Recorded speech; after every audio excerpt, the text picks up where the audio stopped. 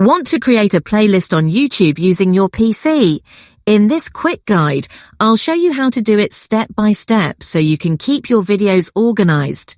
First, open YouTube in your browser and make sure you're logged into your account. Next, find any video you want to add to a playlist. This can be your own video or any public video on YouTube. Once you're on the video page, look just below the video player and click the Save button. A pop-up will appear showing your existing playlists. Click on Create New Playlist. Now give your playlist a title, for example, Test 1. Choose your visibility. Private means only you can see it. Unlisted allows only people with the link to view. Public makes it visible to everyone.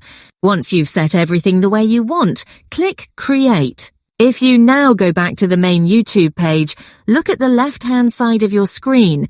You'll see a menu tab on Playlists. There you'll find your newly created playlist ready to use.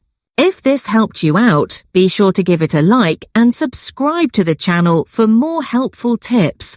Thanks for watching and see you in the next one.